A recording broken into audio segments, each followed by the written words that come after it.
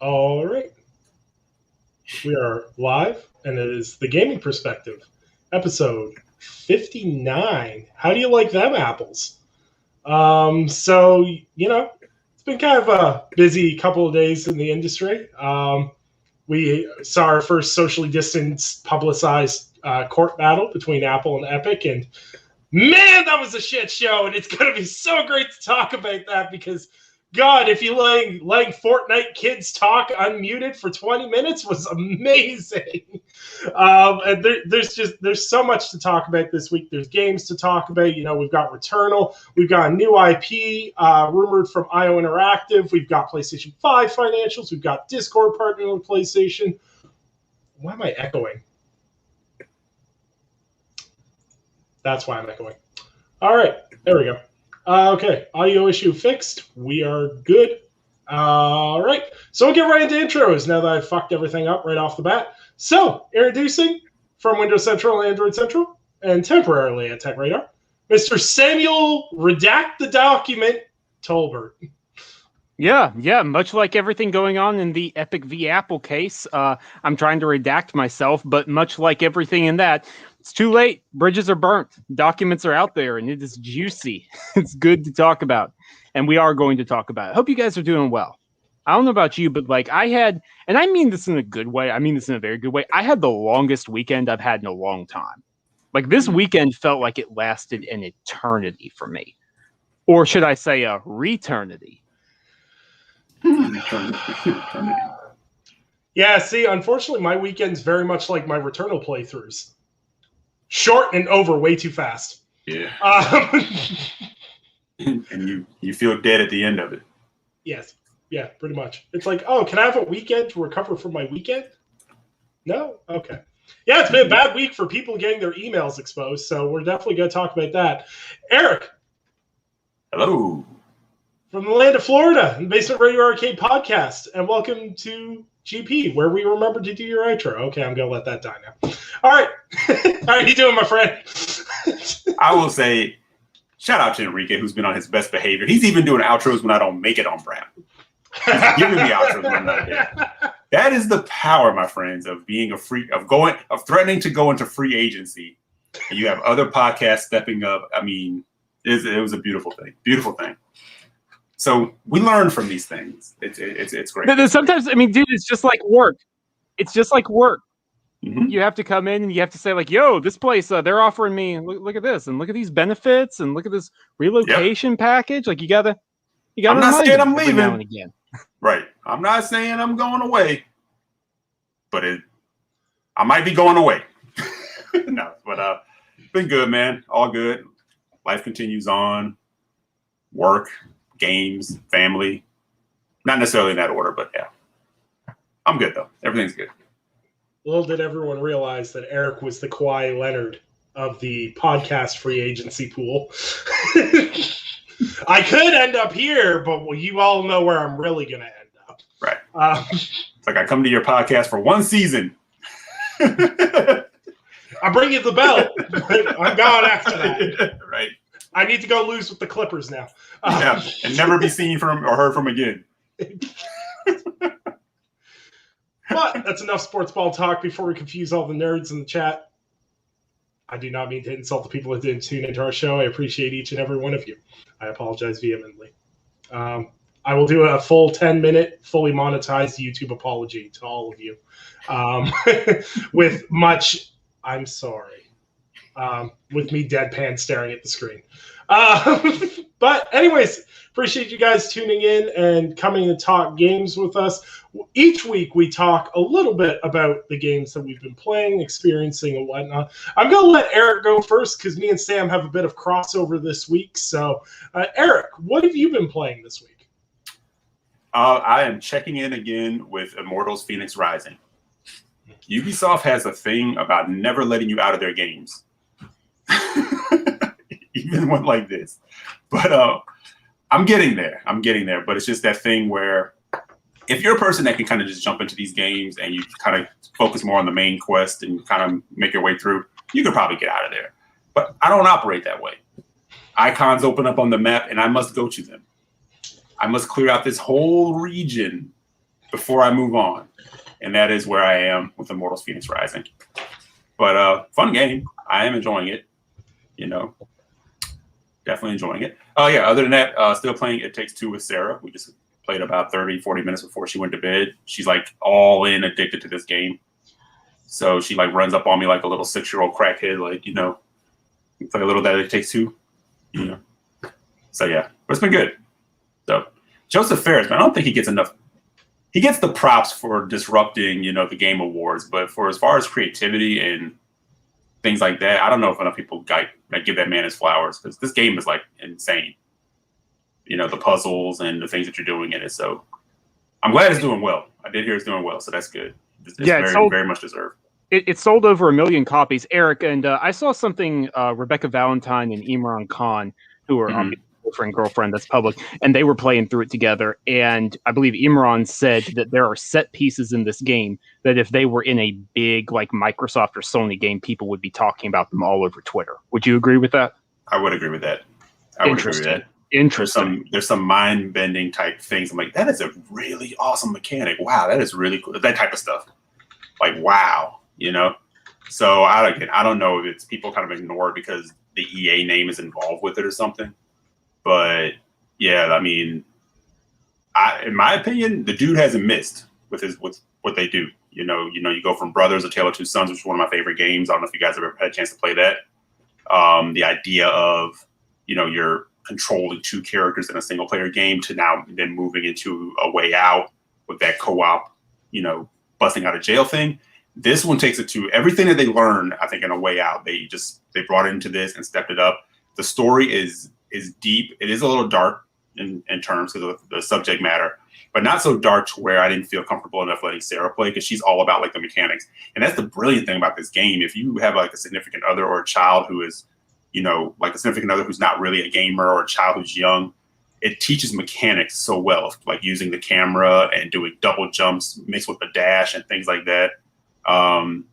It's just things that we take for granted, things that we know how to just do because we've been doing it for so long, and they kind of struggle with, but it teaches these things like in a way that's like yeah. I don't think Hazel like gets enough props for what they're doing. So that's my diatribe. Nice. Well, at least, I mean, like I said, it sold over 1 million copies, and that was as of a couple of weeks ago. So at least they're getting some props. That's good. That's good. It seems like it's paying out. So, and I think that's, unless I'm mistaken, that's actually faster than A Way Out sold 2 million copies. Sold 1 million copies. I think it is. I'll double check that after the show, but yeah. Right. So and people kind of say it. I'm sorry, Sam. Let me cut you off. No, I was just going to say this definitely sounds like one I need to find someone to play it with. I need to figure out whether Nick ropes me in or I rope in someone else. I'll run through it with you, man. So definitely, I think Sarah and I are a good spot, but I think we're. Mm-hmm. So yeah, if you don't run it with Nick or something, I'll definitely run it with you, because that's the other thing I was going to say is like we talk, people jump on what's anti-consumer and what's not, consumer friendly, and people kind of like blow past this, but I'm like, it is a kind of really big deal that they have the friend pass in these games. Like you're not required to buy a copy for yourself to play this with somebody. Like, essentially it's the game, it's the long game. Like you're kind of gambling and saying, hey, like you bring a buddy along, maybe that buddy likes it so much they buy it to play with somebody else. It's playing the gamble game. But yeah, I think people will kind of blow past that. You kind of need to stop. Not many games do that, if any, that I can think of, really. So that's pretty cool. So yeah. They definitely seem to be, you want to give credit to Ferris and his team. They definitely seem to be very interested in not only, I know he's spoken very passionately about how he feels about the co-op genre as a whole, but they're not just about making it like, oh, it's fun to play with your friends. They're definitely more immersed in changing how you play with your friends and everything else. Mm-hmm. And I think they do it in a really interesting way. And that's why this game, like, I haven't played A Way Out either, because once again, coordinating co-op times is a pain in the arse. But what I love watching the discourse around these games is it's never, oh, this game's bad, this game's good. Everyone always talks about the different experiences they had with the person they played it with. Mm-hmm. And I think that's a really unique aspect that playing a game with someone does is you don't necessarily always remember the game itself, but you remember the memories you made with that person. But it sounds like It Takes Two is not only that, but also a brilliant game on top of that. And I think that's amazing. Yeah. And before we move on, you know what it feels like? Because Sam's 100% right. If it was like one of the other companies that was kind of involved with it, it probably would be getting that. Because when I'm playing this game, I'm like, this is exactly the kind of thing Miyamoto would come up with as a concept for Nintendo, right? I can imagine him playing this game and going, holy crap, this is really cool. Because it does have that couch co-op and online co-op, those things that Nintendo likes to kind of push. But the concept of the game is very much something that you would have seen Miyamoto come up with or make to kind of like touch the heart and do, you know, things like that. So yeah, again, shout out to Joseph Ferris. I know he listens. So, you know, want to give him his flowers. Absolutely. Sam, I'm going to let you go next.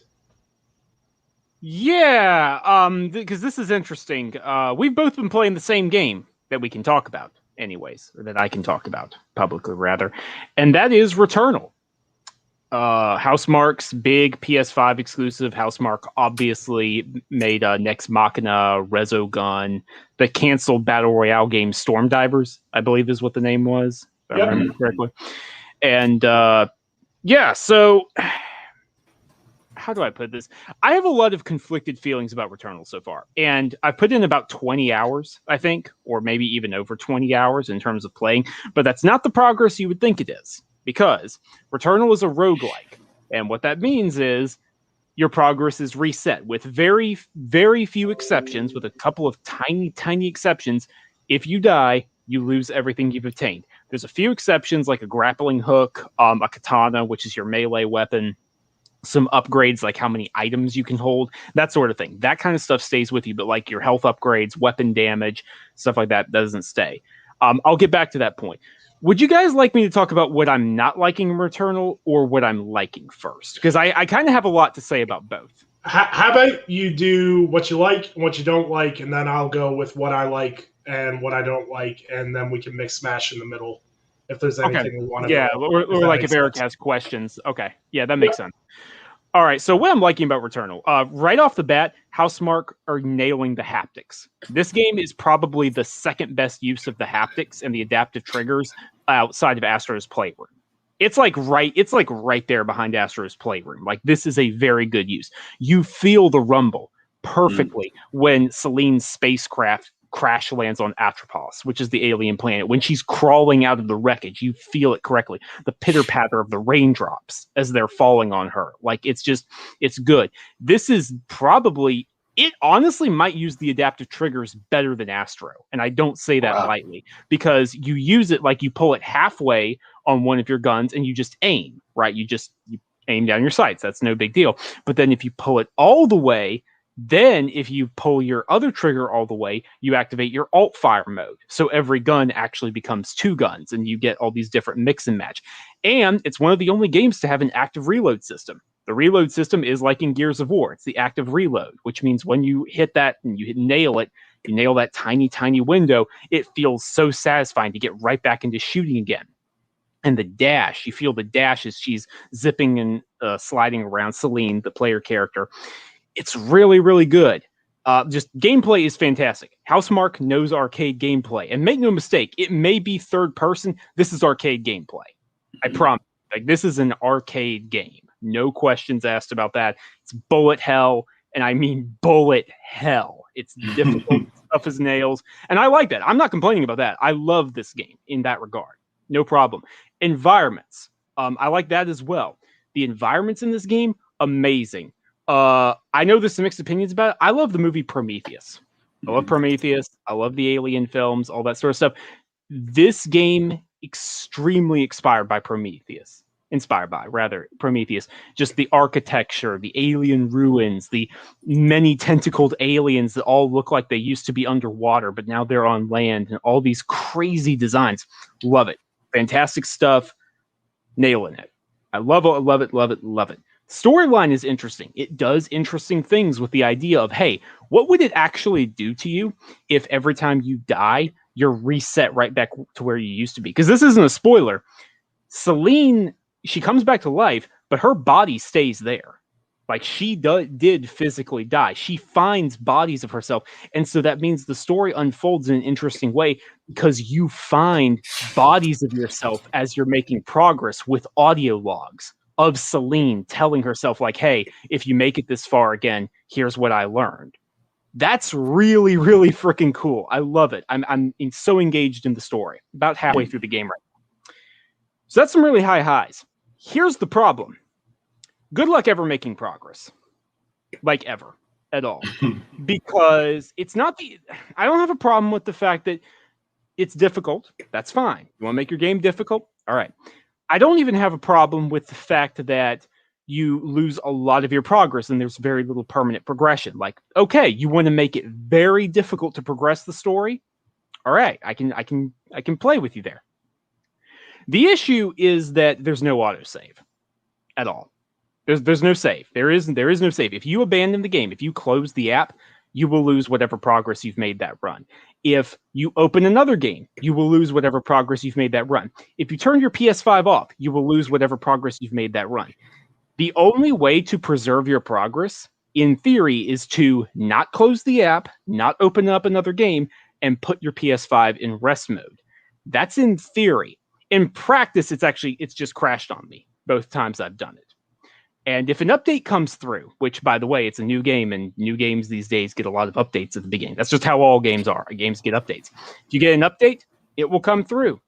And if you're not playing at that exact moment, it will close the game and update it for you.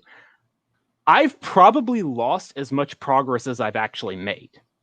I said I put about 20 hours in. I've probably lost about 20 hours of progress as well. It's unacceptable. I'm sorry. Like, that is incredibly unacceptable. I can't recommend that because, keep in mind, I was playing over the weekend, which is the one time, Friday, Saturday, Sunday, sometimes Friday, where I actually can sit down and go, okay, I'm going to play for several hours. Normally, I can't play for several hours straight. I have to play a little bit in the morning and a little bit in the evening. Like, that's how work works. That's how being an adult works. That's how life works. That's not going to work. If I have to play 30 minutes in the morning, there is no guarantee my progress will be there. But that's not the only thing. It's crashed on me 3 times while I was playing. 3 times while I was playing, I'm 2 hours into a run. I'm going really well. I got a ton of upgrades, and then it stops. About 5 seconds later, sorry, something happened. It crashed. Very high highs, very low lows. So, like I said, actually, my friend, shout out to Justin, our friend Justin. He, I think, summed it up best. And this sounds contradictory, but I agree with him. Returnal is a Game of the Year contender that I can't recommend anyone play. And I think that is a magnificent way of putting it. It's a fantastic game. Maybe one of Housemarque's best. And until they change things, please do not play it. Wow. All right. Wow. I mean, for me, I was saying I tweeted that I was just going to hold off until some patches come through. Not even necessarily the save patch, but just in general the crashing. Because I was like, I will probably put a DualSense through my screen if I lose progress like that. So because I know how that feels, and when you're playing a Souls type or something like that, and you have a boss on the rope, and maybe you got a power outage, or it does a crash on you. It doesn't happen often in games like that, but there's it's demoralizing.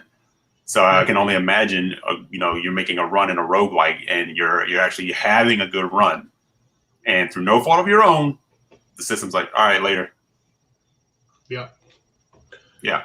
And then your next run isn't so good. And maybe the run after that sucks even worse than the one that you just did again. You're like, shit, what could have been? So. Yeah, so I've been playing it over the weekend as well. I've got less time in it than Sam. I'm going to say about 15 hours. And that's being a little generous, I think. I really, really, really love Returnal. There's so much I love about this game. I love the fact that they made a whole blog post saying, we can't make the arcade games we love anymore. And then they announced they're doing a big AAA game. And then now we're here where they made the games they love to make in a AAA format. And I feel like they're just sitting there giggling maniacally as Sony's sitting there going, wait a minute, you said, and they're like, ha, ha, ha, ha, ha, we made the game. Mm-hmm. It's brilliant. There's a lot to it that makes it so brilliant. It has that, as Sam alluded to, the arcade feel is so good. Because, like, when you die, crashes aside, when you die, it does have that feeling of putting the quarter in and wanting to go again. It does have that addictive loop appeal of when you die and you know it's your fault, you just sit there and you go, oh, I can learn from that. I want to do that again. And usually these kind of games, like I've never played a roguelike up to this point. Never touched one in my life because it's just not a genre that appeals to me, but I'll literally support anything Housemarque does. So I bought it on just hoping I would enjoy it, and I do enjoy it immensely. The gunplay is phenomenal. It has some of the best third-person shooting, aside from like Gears of War, essentially. And as Sam said, with the active reload system, with the overcharge and giving you risk reward, that's amazing. The adrenaline system, I love. The more the higher your adrenaline is, the faster you more money you can get. Everything else. It's a really rewarding system that rewards you for playing really well. And I think that's really brilliant how there's layers to the difficulty of it. But the key difficulty factor is just learning your environments, learning the bosses. A lot of people said the bosses aren't actually that bad. I find myself, I'm having problems with the second boss, but the first boss I dusted first try, no problem. And when you're talking boss battles, it's not that hard as long as you're prepared. Now, my problem is getting prepared. I've done runs where I've scraped every corner of that map before doing the boss and not had good enough equipment to make that boss fight manageable. And then sometimes I've run through the map and I have more equipment than when I went through it piece by piece by piece. That's not necessarily bad or good, but it's just something I find unusual. There's too much RNG. Like there's sometimes where I hit a certain point in a run. If I have a certain gun or I don't have certain health upgrades or anything, I kind of sit there and I'm like, this is probably a wash when I get to this point. Do I even keep on going? And it's kind of minor stuff like that kind of detracts from the experience. I wasn't as lucky as Sam. I had 8 crashes total, 4 of them being on the Saturday that I first played. I played for 3 hours, got 4 crashes, and then I played for the rest of my time period and had another handful of crashes on top of that. Basically interacting with the house crashed my console immediately. So anytime I interacted with the house on Saturday night when I first started playing with it to cue a cutscene, basically, it would kill my PS5, and I'd have to unplug it, plug it back in, and then hard start it again. I don't know if that's on PS5. I don't know if that's on Housemarque. I have no idea because I've seen screenshots from Housemarque's Discord saying that's a PS5 issue and that's not their fault. I don't care who's to blame in a game like this. If you're not going to have autosave, it's got to not crash, period. And I think that's why, I don't want to sound overly critical of Returnal because I do love it. And, I am renowned for loving buggy games. I love Fallout 76. I love State of Decay 2. But the thing is those bugs and crashes were never detrimental to my playthroughs. And what I mean by that is when I crashed in State of Decay 2, I just restarted the app, went into the game, loaded my save, and everything was still there. Now, if I lost everything, I'd lost all my progress in State of Decay 2 every time it crashed, that'd be an issue. The reason why the crashes are such a big issue for Returnal for me is because it's time invested. I get about 2 hours a night, give or take, to play games if I'm lucky. On weekends, I get a lot more because I stay up later. But in 2 hours, without any way to save progress on a run besides using rest mode, which is dodgy on my PS5 in the first place, I can't do a good run in this. I can be like, oh, I'm going to play Returnal for the sake of playing it. I'm not going to beat the game in a run or do anything like that. I'm just playing it to play it at this point through the week. And I think there's just something slightly depressing about that because I love this game so much, but due to my time constraints, I'm likely not going to beat this game unless I just try hard it on weekends and just don't pick it up through the week. And people can say it's difficulty. Some can say whatever it is. I just think that's a very weak premise if your basis is how long can someone sit down and play your game. Because, like, yeah, like once you beat the first biome, like, for example, when I went through the first biome, it took me like an hour to go through the first biome when I combed through it, beat the boss and everything else. And then on my significant other playthroughs, you don't have to fight the boss on the first biome. You could skip that boss and just go to the second biome if you want to. It's very easy to hop, skip, and everything else. But when you hop, skip like that, you will quickly find yourself lacking gear, lacking upgrades, and everything else. So it almost forces you to extend your playthrough. And I don't know. Maybe Returnal isn't the game for me in a time constraint format, but it's a game for me in how it plays because it's such a brilliant game and the story is so interesting and the world is so awesome. The monsters and the variety that is brought to this world is phenomenal. It's one of the most gorgeous sci-fi games that I've played in fantasy worlds that feel like they're straight out of a film. But it's got this one aspect to it that I myself, skill level or not, cannot get past. And as Sam said, it's hard to recommend it unless you have that kind of time. And a lot of the people I've seen on the timeline kind of talking about it and sharing, oh, I've beat Returnal and everything else. None of them got kids. Not kids my age anyway, because my daughter don't care if there's some big dude shooting fireballs out of the sky at me. She's like, Dad, snack now. She don't care. Mm-hmm. But that's just where I'm at with it. Am I going to keep it? Probably not. I'm probably going to trade it in towards Mass Effect. But it's a brilliant game, and I wish I had the time. I wish I had the time and the ability to play it, basically, is my closing thoughts on that. I feel you, man. But nothing wrong with knowing what the limit is. You know?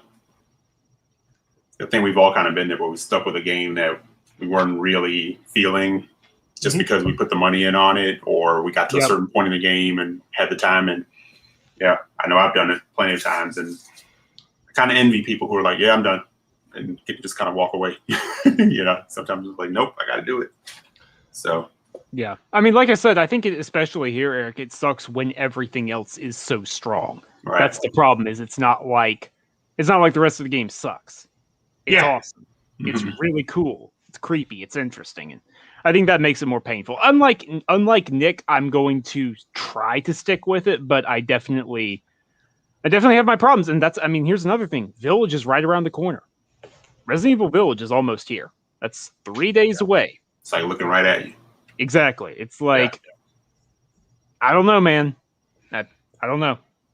Yeah, and that's basically the point I hit. Like, if this game had launched in February, I probably would have sat on it for a month or two or anything else. But, you know, trade-in value for it's like $70 right now because I paid $100 Canadian for it. So my trade-in value is still good on it. So I might as well trade in for something else while the value's good and maybe pick it up later and, you know, do an all-nighter on a summer night or something. Or, you know, when my kids go to school or something. I don't know. I'll figure it out eventually. I'll beat this game eventually. It's just now is just it just don't work for me. Maybe Housemarque will do something incredible and add an autosave feature or figure out something. But I definitely don't think telling people to use rest mode or use a feature that's built into your console makes up for something that should have been in the game. Just myself personally. But we've got news to talk about. It's been a busy, well, I'm not going to say it's been a super busy week. It's been a super interesting week in terms of things we've seen, things we've done, and rumors that have popped up and everything else.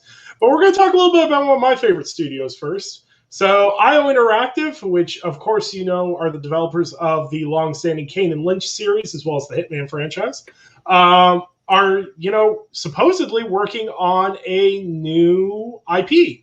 So for those that don't know, they opened up a third studio, I believe, which is in Barcelona, I believe. And they said they're working on a new IP, thanks to reporting on Windows Central, as per Jez Corden. The project name currently is called Project Dragon. So I'm just going to read a little excerpt. It's basically going to be a medieval setting. The Dragon Project is a connected world RPG set in an entirely new universe. One of the job listing PDFs on IO's website specifically refers to the team being Dragon, adding credence to the information we've received. And reportedly, it's going to be for Xbox. Apparently, it's in partnership with Xbox. And I think, I'm not sightseeing it here, but I saw it similar to Diablo. I think Jeff Grubb threw that out there too. That was almost Diablo-like or something. I'm not going to get too caught up in the details, but basically IO Interactive is doing something. So we've got 007. We've got the third project now, which is a fantasy RPG. Anyone excited for this aside from me? Anyone? Yeah. Yeah. I'm always opening up for developers getting a chance to do something outside of what we kind of know them for. So and IO can flex. I mean, they're talented, so I definitely want to see what their flex is. I wasn't so hyped on seeing some people kind of the minute they see dragons and Xbox, they have to go to Scalebound. I'm like, it's done, guys. We're done with that. You will never get Scalebound ever. Move on, leave. It's not coming back. There's others at the bar. Just stop it. Yeah. It will never happen ever. Yeah. Let's move on. But it's okay. There's other games with dragons that we can do. But also yeah. Well, I was just going to say, I think the interesting thing here is this sounds very James Bond was a natural progression, right? When we talk about IO Interactive, we talked about them moving on from Hitman, what they do next. James Bond was the dream IP. We've all agreed on that. That makes sense. This is out of left field. This is not something I would have predicted that they would be working on. And so I think that's cool. We talk a lot about developers getting to try new things, like Guerrilla Games moving out of first-person shooters gave us Horizon Zero Dawn. Nick, shut up! I'm going to preempt you right now. Eric and I are here, and we will not allow the slander. We won't allow it. Eric knows, but and just things like that. You got to let them. If you allow them to do new things, you never know what can happen. So if Xbox is doing a publishing deal, giving IO some money to explore a fantasy connected world RPG, or however that works, if it is Diablo like Jeff Grubb is saying, cool, I'm all for it. Mm-hmm. Yeah. And I'm just gonna throw the hot take out there. Scalebound always was and will forever look hella mid. And the only reason anybody was excited for it was because we were just desperate for anything good on the Xbox side of things during that time frame. And I'm sorry, welcome to my TED Talk. Scalebound was bad. Ivan, you can clip and send that to Inferno, and we'll have a good time. But yeah, I didn't want the annoying kid wearing the Beats headphones and talking hip and trendy, man. Oh my God. You didn't want that? Look, there's 15 games that Platinum's announced that I'm like, hey guys, what's going on with these? And they're like, you remembered, you rascal. You remember Babylon's Fall for PlayStation 4? Yeah. Things have a weird way of working out. But that aside, I'm excited to see IO Interactive branching out. As Sam said, 007 felt like a natural progression. Them building a whole new team and taking on an RPG, I'm here for it. Because this was the studio that Square Enix went, no, go away. You're not worth anything. We don't want to work with you anymore. And so far, they've produced nothing but greatness ever since. So I really want to, give credit to them because the Hitman franchise was the best it's ever been. And now they're looking on to take on new ambitious projects instead of just flogging Hitman into the dirt. I know I've said on previous things, I always said, I don't want Hitman to die. And I don't necessarily want it to die, but I think this is a good time to take a break and focus on some other stuff. And they're definitely doing that. So yeah, and on that note, Nick, I mean, how fortuitous for them that Hitman 3 actually, being the last game was the one that pretty much got the most attention from them, for them as far as, people just waking up and be like, wow, this is really good. So it was a good timing thing because it was a little slow. So people were picking it up and playing it and realizing, these are good. While you're sitting back there like, I've been telling you for a very long time, so they got to flex a bit so people could kind of see, okay. And now, so they're actually paying attention, and people, when they hear that name and they see more about this game, they, they'll put the two together. So good for IO. Yeah. Good for IO. They're spreading their wings. I can't wait to see what they do next. This week, we got some more FPS boosties, which is always good. So there was over 80? There's 90-something titles? Sam? 74. There's now 93 in total. 74 newly added. Which is still the biggest drop they've done, by far. It's a lot of games.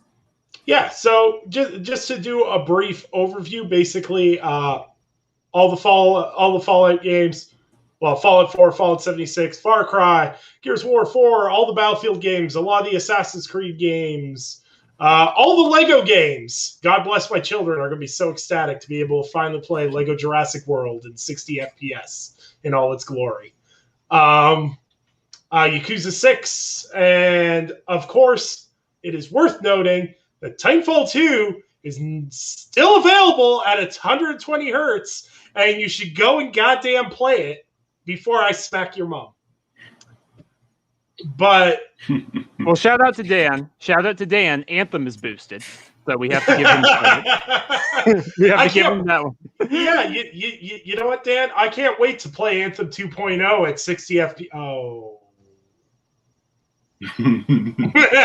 Okay, but seriously, how did you not mention the best ones? Alien Isolation, 60 FPS. Both Metro 2033 and Metro Last Light Redux, 120 FPS. Those were the highlights to me. Those were the ones that jumped out at me. Alien Isolation is a great game, but that game felt clunky at 30 FPS. It didn't hold up. So that one being 60 now, and then the Metro games being even smoother than before. FPS boost is good stuff. I'm glad they're continuing on with it. Yeah. The more the merrier, honestly. And I like seeing all these games. The best part about the FPS boosted titles and just the general higher frame rates we've seen on new consoles is people are starting to get it.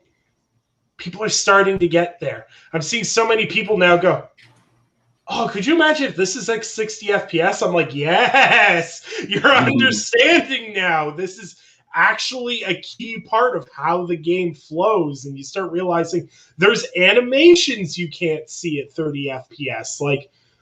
It's great that they're doing all these games. They're boosting them, and you can go back and play some of your favorites, The Evil Within 2. It's boosted now. Or that was boosted before. I'm just looking at a general list. If I list off old ones, I'm sorry. I don't think it was. It wasn't because it had so basically on the Series X you were able to get 60 FPS already because it had the unlock mode and back compat and it was able to just smooth that out, but it wasn't available for Series S owners because the 1S version you couldn't unlock the frame rate. So now that's really just for Series S owners. But hey, that's cool. If you have that, you're able to play that. That's a great horror game. It just makes stuff so much more accessible. It's like I probably wouldn't have replayed Alien Isolation again. I probably would not at 30 FPS. Not on my console. I probably wouldn't have. Now, okay, the temptation is there. I'm not saying I will, but the temptation is certainly a lot stronger if it's smoother like that. Mm-hmm. I still wish Evil Within 1 would get like a resolution bump of some sort. That game could definitely use it. It needs it for sure. So, yeah. We'll wait and see. There should be more game there. It seems to be, more games are going to be coming, and coming and coming and keep coming. And I'm here for it. The more they can boost, the better. Honestly, I booted up because I reinstalled because I'm going to bug Ivan with it. Is Fallout 76 frame rate boost on that? Beautiful, especially since it launched at 8 frames per second. It's absolutely amazing to play it at a higher frame rate. High frames, good frames. And any of those games that hit 120 FPS, those will melt your face off, guaranteed. But we've got everyone's favorite We've got everyone's favorite thing. Sales numbers that make the world go round. The things that keep you up at night. Console sale numbers. Yeah, I guess. So Sony released some financials, which are always interesting. So Sony has officially said that they sold 7.8 million PlayStation 5 units since the console launched in November. The company revealed in its Q4 2020 earnings report. This is outpacing the PS4, which hit 7.6 million units shipped in basically the same amount of time. So it's interesting the PS5's tracking ahead, but not necessarily surprising because of the hype built up from the PlayStation 4 having such a strong closeout. Definitely seeing some crossover there. It would be interesting to see what this number would be without chip shortages. And that's on both sides of the fence. It'd be interesting to see if these consoles were available readily at retail, what kind of sales numbers we would be seeing. Some other interesting numbers that were revealed. PlayStation has 47.6 million PlayStation Plus subscribers and sold 338 million PS4 and PS5 games in the past year.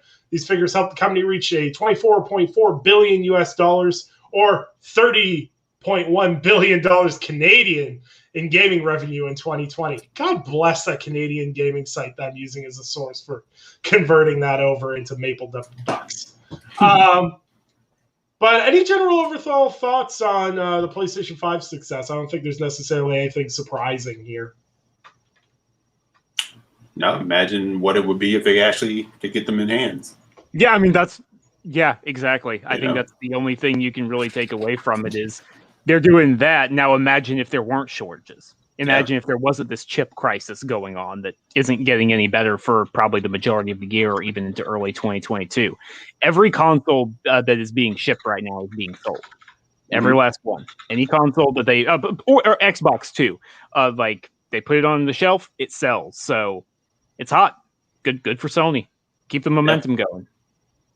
So I'd imagine that annoys them a bit. What those numbers could definitely be. So, sure, they're trying to do whatever they can to try to get more units out there. So to give this subject a little bit more length, due to this chip shortage that we're seeing and supply issues on both sides of the fence, this is PlayStation and Xbox right now. Do you guys think this generation will be longer because of that? Do you think 100%. PlayStation? 100%? Yeah. 100%. I was skeptical when they first started. I was like, if they could get the shortages solved quickly, then I don't think it will. Maybe I don't think that's going to impact it. But now at this point, if the shortages are going to be solved, best case by holiday this year, if not into early spring 2022, shortages are going to continue, and that's going to increase demand. It's a self-inflicting, self-perpetuating cycle, because then you also have a ton of people on the computing side who are like, what the hell is going on with computer parts? Because remember, consoles, it's bad. but at least you can get a console. Refresh hard enough, you can get a PlayStation or you can get an Xbox. Good luck getting computer parts right now. It's awful. I should know. I'm one of them. I sit like a clown, applying my Joker makeup, refreshing Newegg Shuffle every single day, trying to get a new GPU. It's awful, man. It's absolutely awful. So that's a very long-winded way of me saying any chance this was going to be a shorter generation is gone. Because game development, you also have to keep in mind game development. Game development is on average, there's exceptions, shout out to Insomniac, on average, it's taking longer. It takes longer and longer to make these big games, which means that you're going to want to stretch it as long as possible to get more games out there. So, yeah. We're in for a long generation, and I don't think that's a bad thing. No, yeah, I think Sam's 100% right on that. If any indicator is the 360 and PS3 generation with hardware stumbles and then Sony's just general, marketing and pricing stumble set them all back, a couple of years before that was kind of ironed out. So you have to kind of make up that ground. I think that's why we got the generation we did as long as we did. And then last generation, for the most part, I know it's particular on the Microsoft side, it's like they were trying to get out of that generation to get into this one as fast as possible. But yeah, I think, to reiterate what Sam is saying, the slowdown process of everything that's going on now is going to have to be a recoup process, a recouping point in that to kind of make up for that, like on both sides, the hardware side and the software side. I don't think people really understand. I obviously don't understand because we see how many meltdowns we get, on Twitter all the time, from gamers thinking there's no information, there's no news. Like in some cases, guys, right now, they don't have anything to say because nothing's flowing normally. We're hopefully getting to a point, but there's still going to be like that. You got to get game ready. You've been doing what you can, and now it's like now the training really starts before you can really hit the ground and start really going. So yeah, it's going to be an interesting. I would say another probably a year and a half before we really start to kind of see what the generation is going to really like unfold like. So yeah, I'm with Sam. I think it's going to be a longer ride. Yeah, I think a mixture of really the upgrade in hardware we got included with chip shortages and everything else. I definitely think you guys are on the ball there, and definitely agree with Sam in terms of if you're trying to find a graphics card or anything right now, good luck. I bought a pre-built, and without getting into too much information on it, basically the graphics card value of my 3060 Ti, the graphics card value online now is higher than what I paid for the entire PC. That's ridiculous. Mm-hmm. That's not within 2 months. That's not right. Like, no. I'm sorry, that's outright not right. That's not okay. No. I could sell my 3060 Ti out of my computer right now, and I'd make $500 on what I paid for my pre-built. And that isn't right. And some people would be like, well, why don't you do that? Because I can't get another one, motherfucker. Right. Yeah. But if you kind of look at like the indicator too, kind of keep an eye on like Wario and some of the other sites posting when these consoles hit again. We went through a period like a month and a half ago, or maybe even 2 months ago, where it seemed like we were getting a drop like twice a week of consoles, right? If you kind of look at what's going on in the last couple of weeks, it's maybe one a week and it's small. It's like gone. Like people are like, that frenzy is picking up again. I mean, it's always been there. The frenzy's there, but I think people were finding a little bit more success grabbing one for a short period of time. And it was like kind of like right after, I think it was Sony that kind of announced that they were trying to beef up the supply line or whatever the case may be. And then shortly after that, like you said, Sam, we got that information that, even more so like chips are just not there. And all of a sudden it seems like I'm watching these drops because I'm actually looking for a Series X and a PS5 digital for coworkers. So I'm still watching the notifications and it's like nothing, maybe one a week, maybe.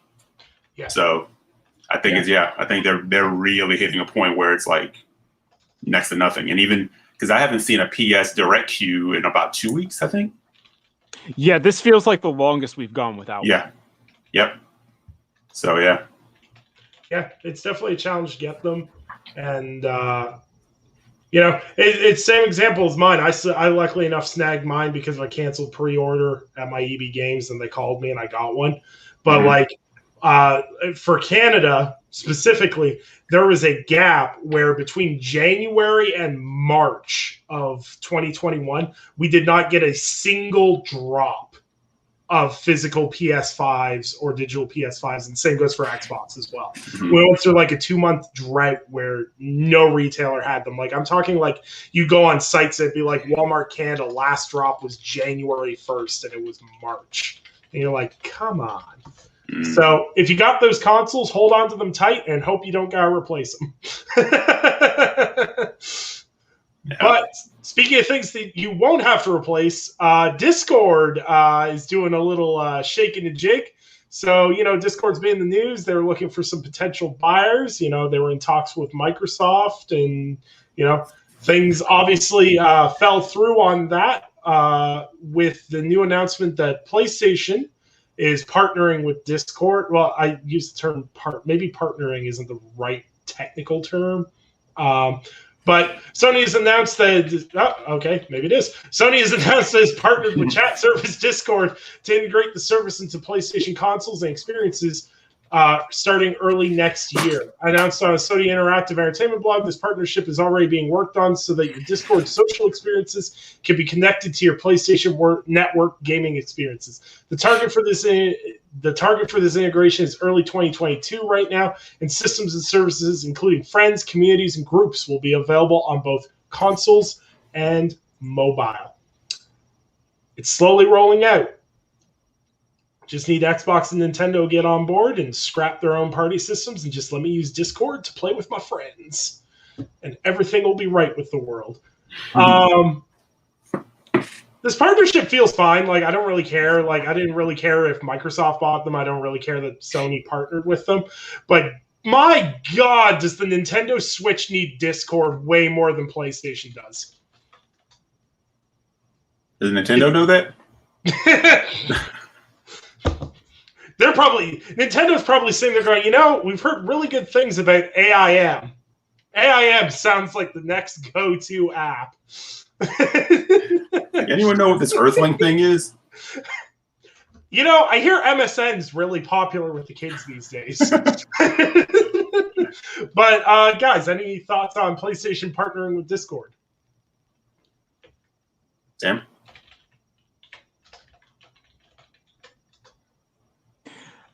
Just very quickly, I think it's interesting that they announce it this early if the integration's actually happening early next year. I'll say that. Like, I think that kind of caught my eye. It makes sense if they wanted to, I'll back up a little. It makes sense if they wanted to stay public, or if they're going to go public and they want to stay privately owned, even however you want to phrase it. Like, and maybe they turn Microsoft down because they don't feel comfortable being perfectly bought or whatever. We know money wasn't the issue because of the numbers being thrown around. So yeah, seeking funding, investing from a company like Sony, a minority stake, that makes sense. I just think it's interesting that this integration is happening, but supposedly it's happening early next year. That's kind of the part. Like, I'm not saying it's good or bad. It has my attention. I don't know what to make of that. I think that's very, very key, very curious. I think Jeff Grubb actually had a great point on Twitter when he said it makes a lot of sense if you're looking to launch multiplayer games day and date on PC as well, like whatever Factions ends up being for The Last of Us.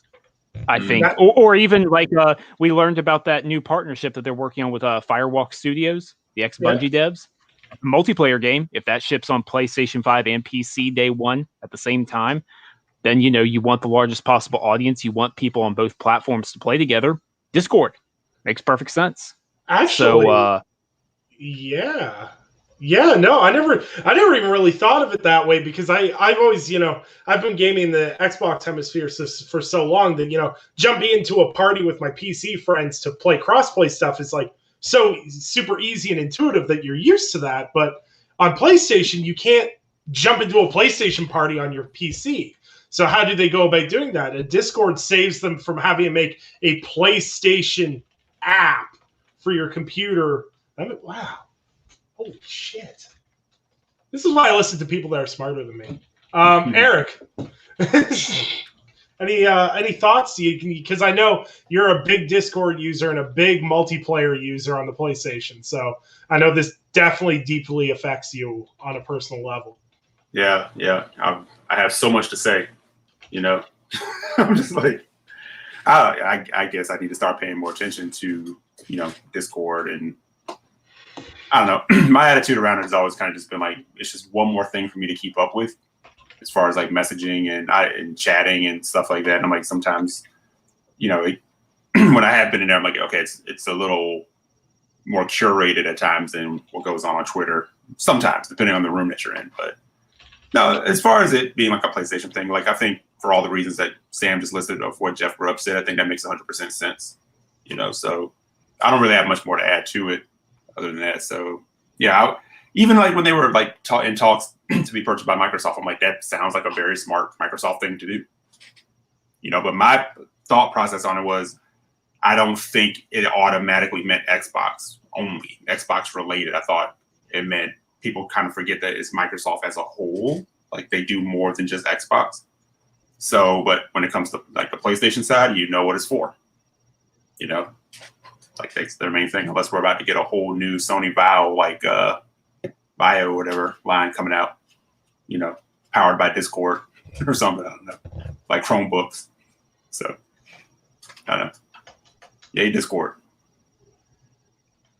Yeah, I'm interested to see what the integration looks like because it feels intentionally vague. I'm not jumping to conspiracy theories to the level that Ivan is, but doesn't Ivan always live in a conspiracy theory though?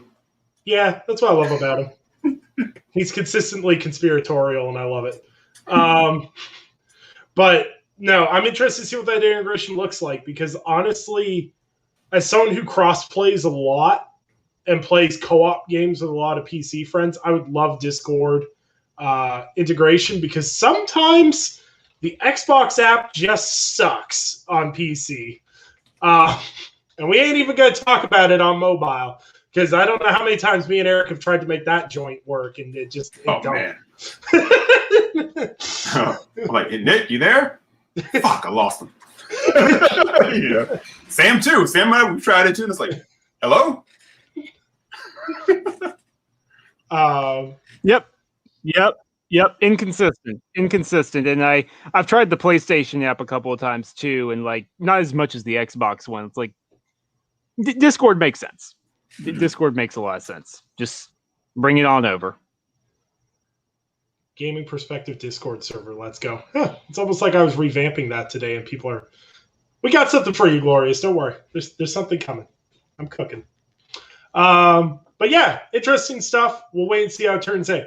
Now, who's ready to make some hopping to skip to some conclusions? Because I am. So, Insomniac Games registers new Sunset Overdrive trademark. Insomniac Games registered a new Sunset Overdrive trademark with the United States Patent and Trademark Office. The trademark, spotted by a Reset Era user because of fucking course it was, has Class 9 as its primary, which means it's about video games, and brings back the old one that has been dead for years. It was already owned by Insomniac Games that owns the IP as well, and automatically abandoned due to the lack of a timely statement of use or renewal request. There's no news here. This is exactly like when GoldenEye gets trademarked every goddamn 5 years. And people go, reboot? And no. If something does happen, awesome. But this is not the first indicator of something happening. Conspiracy theory, Drew Murray came back to Insomniac Games to direct Sunset Overdrive 2. Let's go. But otherwise, that's a good conspiracy. That's a good conspiracy. It's a logical one. I mean, it really is. One. Yeah, so it's either that or some form of resistance, but I think Sunset Overdrive 2 would be a more logical one. How do you get... Someone at Insomniac Games was sitting there going, we really need to get Drew back. How do we get Drew back? Sunset Overdrive 2? Sunset Overdrive 2. But yeah, it's trademarked, it's renewed. Could they do a remaster? Sure. Could they? I hope they do. Like, here's the thing. I don't want to make it seem like I'm pissing on Sunset Overdrive and if it has a future or not or anything else. But, like, there's nothing here for me to get excited about yet. Because if I got excited every time a trademark got renewed, I'd be disappointed a lot. Because you know how many times the goddamn Baldur's Gate trademark was renewed before we got a fucking game? Way too many times. I don't get my hopes up anymore. But if someone from Insomniac, because obviously they listen to this show, Sunset Overdrive 2, if you do it, awesome. If they build it, we will come. Yeah. There's no question. Yeah. Insomniac, they built on Marvel Spider-Man, we've talked about this before, was built on the bones of Sunset Overdrive. So a Sunset Overdrive 2, learning from Marvel Spider-Man and Miles Morales, like, whew, that'd be good. Yeah. That'd be good. Mm-hmm. Sunset Overdrive crawled so Spider-Man could run or swing or whichever way you want to put that. Traverse. All right, so we're into the fun part of the show now. So, as everyone knows, Epic Games is currently suing Apple.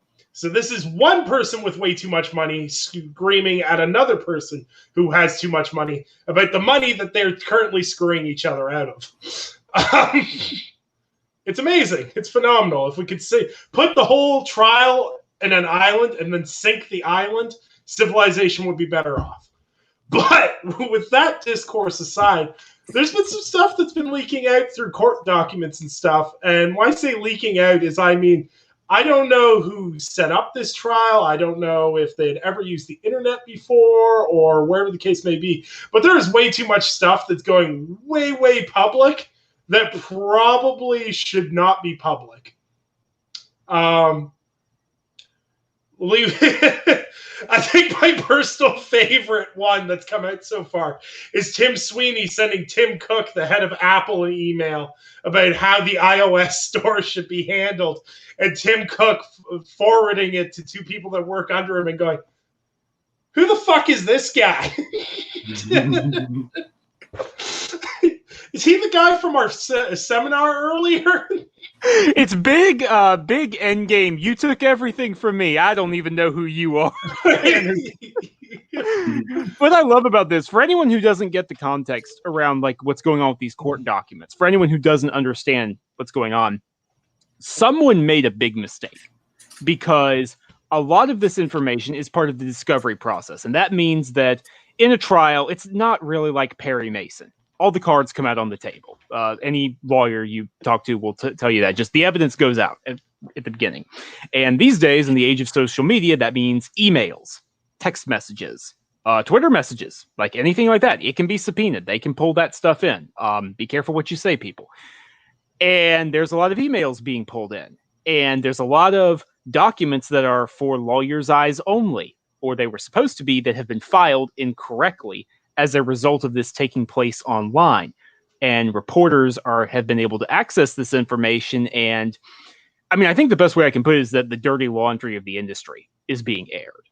That's probably just the best way. Like these secret deals that developers themselves don't even know about. Like they don't know the terms. They don't know the percentages of this stuff. It's all out there on the table.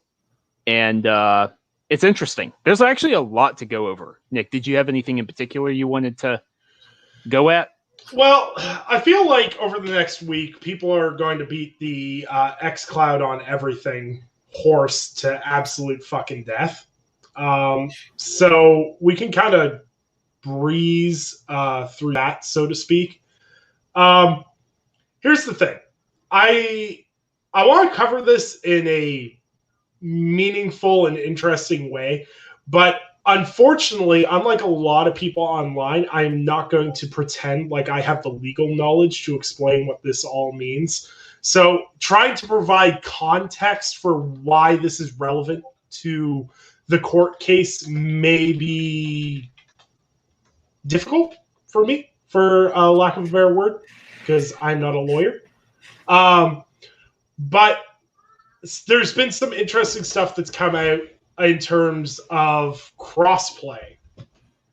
And I've seen people kind of hyperbole this to an absolute moon and everything else. So let's start with this one. So basically, this was a discussion between Gio Corse, who was the senior director at Sony Interactive Entertainment at the time, and he's referring to Joe, and I'm not 100% sure who Joe is. It must be someone that works at Epic, or someone works legal for Epic, or whatever the case may be. Basically, Gio Corsi says in the email, I appreciate the points you've listed in the mail. There are a lot of great ideas in here for continued partnership. However, cross-platform play is not a slam dunk, no matter the size of the title. As you know, many companies are exploring this idea, and not a single one can explain how cross-console play improves the PlayStation business. Open to your thoughts if Epic has ideas on this since we all last talked. In the meantime, I'll forward your email to executives, etc., etc. Now, I'm trying to find it. I'm scrolling through notes.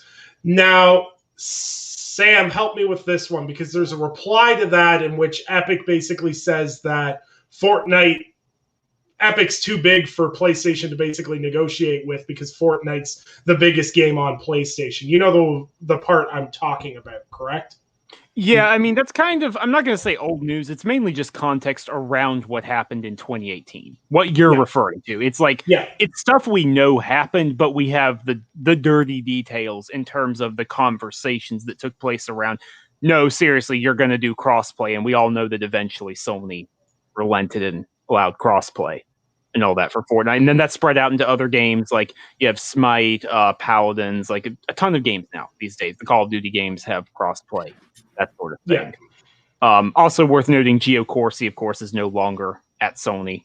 He's left. I think he works at Ilphonic now, if I remember correctly. Mm-hmm. Yep. But the interesting thing about crossplay, I would say, is not actually those emails. It's the revenue sharing. That's the part that caught my eye. I don't know about y'all, where I'll try and I'm not going to go into the math of it, because I looked at the math of it and I got a headache and I passed calculus. So I'll try and reduce it down a little bit here. Basically, the nutshell is PlayStation requires Epic Games to give them a certain amount of money in months where a threshold is not met of microtransaction spending. It's a very, very high threshold. It is very easy to trigger. And the idea behind it is, well, we're losing money due to crossplay, so you're going to have to pay us for any months where we deem we've lost money. And that's one thing, but then, according to Epic Games, Sony is the only company doing this. That's another part of the dirty laundry that came out, if you want to phrase it that way, is according to Tim Sweeney, Sony is the only company charging for this. We don't know if they're charging others, but Fortnite is one of the biggest games on the planet, so if they're charging Epic, I think it's very, very likely that they're charging others. I'm not personally... I want to say this right now, mad about money coming out of Epic's pockets. I think where this provokes a conversation is like, what does this mean for an indie dev who wants to do crossplay? What does this mean for a smaller tier publisher or a smaller tier developer who wants to do crossplay? I think it opens up some problematic questions in that case, in that connotation. I don't know if y'all have any thoughts or questions, because I know it's a lot. Like, this whole case is a lot. And just a reminder, we're on like day 2. This is a 3-week trial. So buckle up, buckaroos. So here's my kind of thing with it. First and foremost, business is business, and business is slimy. I took 4 years of business in high school because I actually wanted to go into marketing and business administration. And people have this strange idea that everything is sunshine, butterflies, and ethics. To the nines in business, and it's not necessarily that clear cut all the time. And I think what these emails do a great job of showing is that how these groups interact with each other and how they, interact. I think the thing that was so interesting about with the crossplay and everything else is how blatantly Epic was like, no, we're playing our game, and then Sony going, okay, well, if you want to play your game, you're going to pay us to play your game. And that's how, these companies come to these terms and everything else. But I don't necessarily agree with the policy. so to speak, in terms of, is PlayStation losing money because people using crossplay and everything else? I don't think there's no evidence to prove that you lose money, and there's no evidence to prove you gain money. Crossplay just kind of seems to be this thing that happens, and the consumer enjoys it, and I don't know the pros, the cons, because we don't have any solid math on what it does, because it's a small effect of other decisions that can create an atmosphere, so to speak, if that makes sense. It doesn't really, but I'm bullshitting my way through this as best I can. PlayStation wanting to secure a certain profit level doesn't surprise me at all. Most companies would. A lot of companies, if they could secure a bottom line, they'll secure that bottom line. But as Sam said, the only concern is how does this affect smaller developers? Is this only for Epic because they know they can hold Epic to this standard?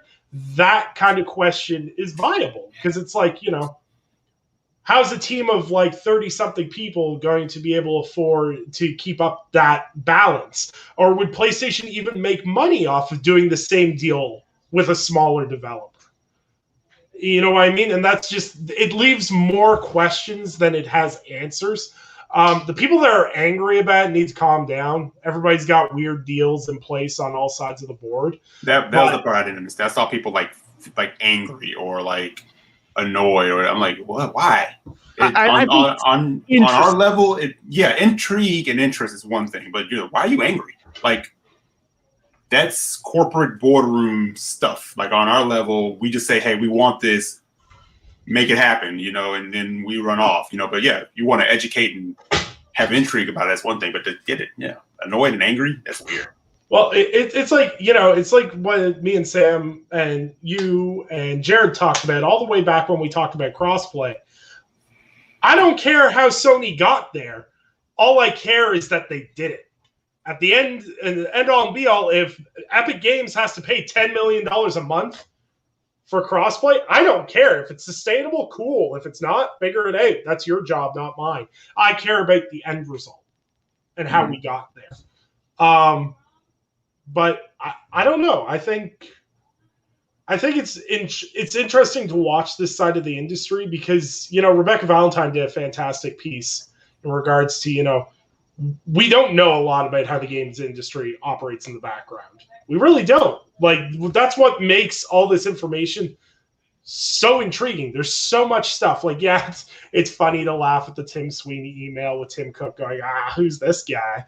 And, seeing like Phil Spencer and Tim Sweeney kind of banter back and forth about their struggles with Apple and how, how they're each, they're corporately dealing with it.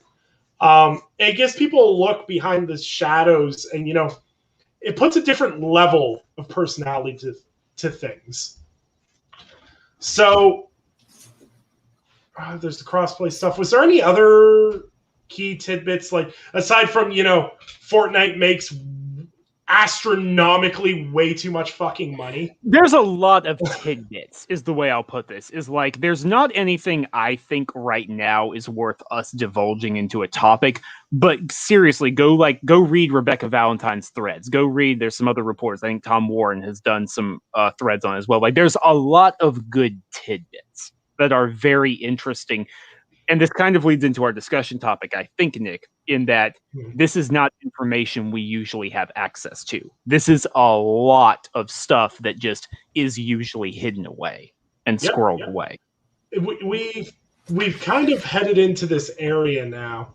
We had, and I'm not giving credit that they're real or anything else, but we had those Capcom contracts that popped out there last week or the week before. We didn't go over it on this show because I don't like contributing to the rumor mill, so to speak. But whether those contracts are real or fake, they're written in a legal term that was believable that it could have been written, et cetera, et cetera.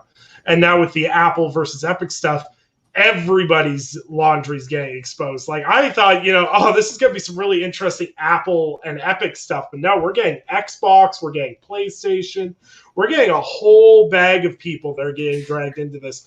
Like, I even believe, like, one of the leaders of NVIDIA had to take the stand too there a few hours ago. So we're going to see all sorts of people from all over the industry throughout this. And we're going to learn a lot.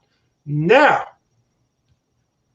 my question to you guys is, I don't have to explain that the gaming fandom as a whole is inherently over the top. I don't need to explain that to anyone. Are you saying they're extra?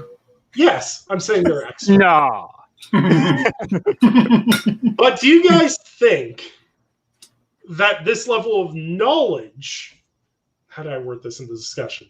Do you think it's damaging that these deals be made public when they can be recycled into a 10-minute and 2-second YouTube video by some guy with an angry thumbnail in order to drive up hyperbole where there doesn't need to be hyperbole around it? Like, do you think we're better off not knowing about these backyard deals, or would you guys sooner know about them? Eric, do you want to take this first, or do you want me to? Yeah, go ahead, Sam. Okay. We're better off knowing. Here's the thing. Those people, the angry guys who yell, or girls, but let's be real, it's mostly guys. It's usually guys who are yelling at their microphone, making money, pretending they know what they're talking about because they like to yell about tidbits of information. They're always going to do that. I think it sucks that they're going to be able to do it more, but they were always going to do that. They will find something to talk about. Grifters grift. That's how this works. Clickbaiters clickbait. Outragers outrage. Like, that is the way the world turns. That is the way the sun burns. Okay. There's nothing to do about it. Nothing to be done. Ignore them. Please don't give them any of your attention. I'm all for this. Journalistically, the fact is there's a lot of information in the video game industry that should be public that isn't. I'm not saying you can't have some backdoor deals or you need to sign things so that only the lawyers can see it in certain circumstances. Like, I get that. You have to be secure. You have to keep privacy in mind, security, that sort of thing. But at the end of the day, a developer has a right to know, hey, did my game make money? Well, I don't know. We're not allowed to know. Like, that's not okay. There are cases where that happens, and that's not okay. And I think that's nonsense. A developer who got paid, and I'm pulling a number out of thin air here. This isn't actually from the trial, but like $10 million to put your game free on the Epic Game Store. Well, how many people actually downloaded it? Oh, well, X number. Well, how many people then made a purchase? Oh, well, we can't talk to you about that. Why not? Why not? Like, I truly don't see how that information is harming people. Open it up. Let's talk. And I think it's a fantastic peek behind the curtain. The actually seeing the Wizard of Oz for who he is my way of doing it. I think the clickbait crowd is going to do things with it. Sure, they're going to misinterpret it, but they do that anyways. So let actual journalists take a look at things. And maybe now people who are getting into the gaming industry, whether it's on my side, which is the journalistic side, or on the other end of the spectrum, maybe you're an indie dev who doesn't know a lot about the business side of the industry or these partners out there or what the deals would look like. And now you're a little more forewarned in terms of some of the tricks that some of them might pull. I'm sorry, I do not see how that's a bad thing. That's my spiel. Yeah, I really wish actually if Roz was a little bit seasoned in podcasting or whatever, because her coming from a law background, this is the kind of thing that she dealt with, like contracts and and stuff like that. So actually, it's a reason why she got out. She didn't like that side of it. She didn't like not being able to be transparent with clients or doing billable hours for 5 minutes of work and you're charging a client $700 for 2 hours of work, stuff like that, crazy stuff.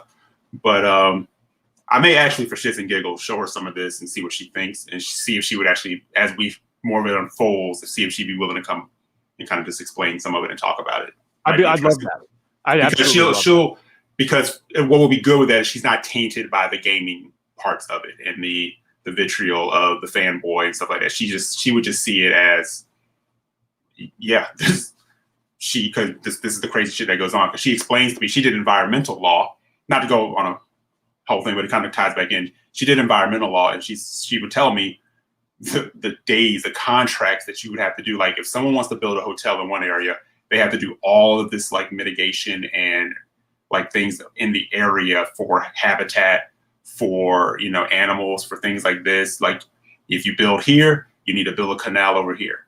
You have to build like bald eagles in Florida. They have to have they actually have cell phone towers that they build nests into for them to have a habitat. So she said it's like all these things. Like one thing, this thing has to happen for this thing to happen for this thing to happen. And she said, and you'd be amazed at how many people get hurt along the way, or some people don't know this and that. And those with the biggest pockets make the biggest moves and that kind of stuff, right? So it's almost the same thing that you're kind of seeing in some of the things that are kind of unfolding. And like you said earlier, we don't know all of it yet. More of it is going to be coming out. And like Sam said, yeah, the grifters are going to grift. And this is the kind of thing they start rubbing their hands over, because they do this no matter what. They take a little thing where you could have the opportunity to really talk to someone who knows something and really educate, but no, this is the perfect time to chum the water, you know, and kind of go in. And that's one of the first things I thought when I started seeing some of it was, oh, this is going to be interesting, because people are going to cherry pick the things that feed into the narratives and not really understanding the whole of business is nasty. Because I say this all the time, Disney World is one of the happiest places on earth, but you know how many people lost their home for the progress of Disney World? Or maybe worse, more than their home, because you don't stand in the way of big business, right? So it doesn't surprise me. It doesn't make me angry. I say that's business. I'm not sitting here like, you know, there we go. You know, yep, we knew it. Sony's the worst company in the world, because no, they're doing this. And there have been times where Microsoft we're not privy to some of that, but they've probably done things for their bottom line, and that's Apple and Google. And you don't make that much money without something happening. We're just seeing a small sliver of it right now, and it's kind of painting certain pictures. And here's Tim Sweeney in the middle of all of it. So yeah.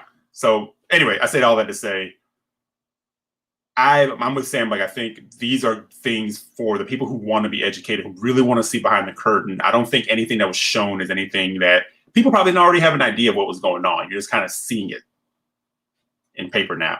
Like Sam said, if it was something that was really going to get someone hurt or whatever, then I'd be like, ooh, that kind of thing shouldn't be out there, because that now someone is a target. Someone's, private information is being out there. Now, the person if they figure out who actually dropped the ball on this and got this out there, that person they're in some shit, because this isn't the kind of thing that they would want out there.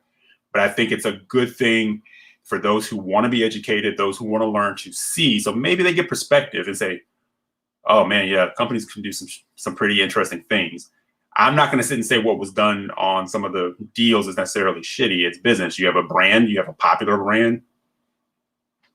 You look at your bottom line, but sadly, people are going to take that and go, see, I told you, I knew it. This is how this is, and this is how this is, and people are going to take advantage of it. So anyway, I know I probably rambled on there, but yeah, but you get the gist. Yeah, absolutely. Here's the thing. I think you guys both made incredible points, and I really want to piggyback off of Sam here too. It's like, getting all this information is amazing, because if you care and are interested in this industry, this is information that is worth somebody's job, I guess would be the way of putting it. Yeah. Somebody's getting fired over this. Yep. I agree with Slow-Mo. I really hope they don't leak any of the emails I've sent to Phil Spencer or Tim Sweeney. Me telling Tim Sweeney that Popeyes sucks and all this. I hope that doesn't get leaked. It wouldn't actually. Somewhere. So here's the funny thing: if he responded, it could have. See, Nick, what you don't realize is that Popeyes cup is weeks old. It's been vodka in that cup for for weeks. The soda's been long gone. Something tells me that cup was just around the office, and he just said, "Oh, okay, it's a pretty big cup." I want to be a man of the people. Get me my glowing spear thing and my Popeyes cup. Give me my hover chair. Yeah. So ultimately, I think this stuff coming out is fine. It's good. It's good to know more about the industry, because honestly, we sit there and we speculate so much about, oh, well, this person got a deal on Game Pass. Wow, it'd be so cool to know what that deal would look like. There's so much we don't know, and the people that do know are NDA'd to the nines and can't talk about it. Even if you found a creative director at a former studio, and he's, say for argument's sake, working at a cannery or fishing or doing whatever retired game devs do, crying in a ball or, partying like a madman if you're Cliffy B. But Strip club owner. But most of them are NDA to a point that they can't talk about most of the back back end deals and everything else. Like, I think that's why I following Cliffy B is so interesting, because he doesn't seem to frankly give a fuck about any of the NDAs he probably had to sign at some point. He's like, hey, you know this thing? This happens all the time because we used to do it. And everyone's like, Cliff. And Cliff's like, what? This is my brand. I can't help it. But we're getting probably run out at this point. I would say he's been out long enough. This is probably run out.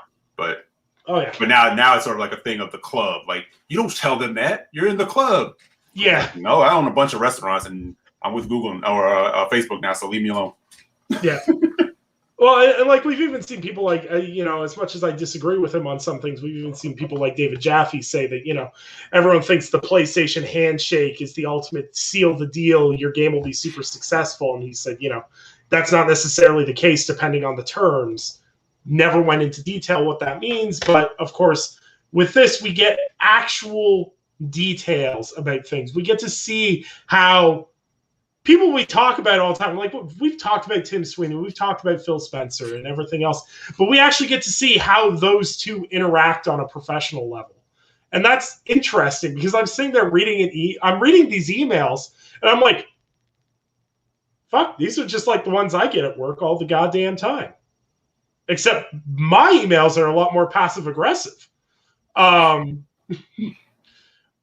it's an interesting look inside the industry, and I think people need to take that at face value and just enjoy that. Enjoy this inside knowledge. Because, if all this stuff comes out, for argument's sake, and no one makes a big deal about it, maybe some of the secrecy will go away. I'm not saying it will, because it probably won't.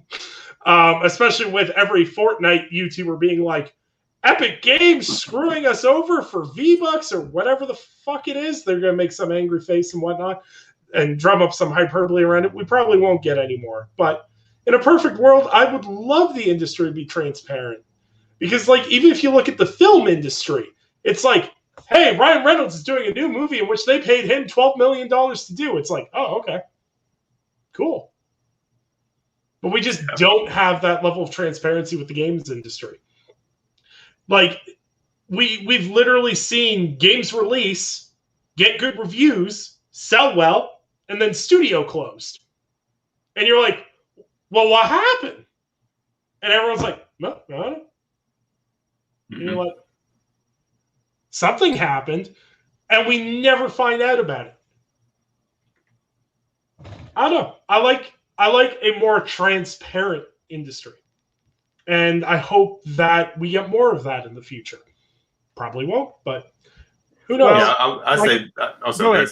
No, I'll just say quickly. There will always be incorporations of for your eyes only level of things.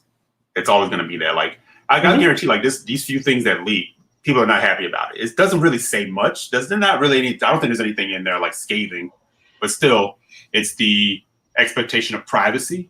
Which one of the first things Roz told me is, as we started dating, she was doing lawyer talk to me. She said, never fall under the expectation of privacy.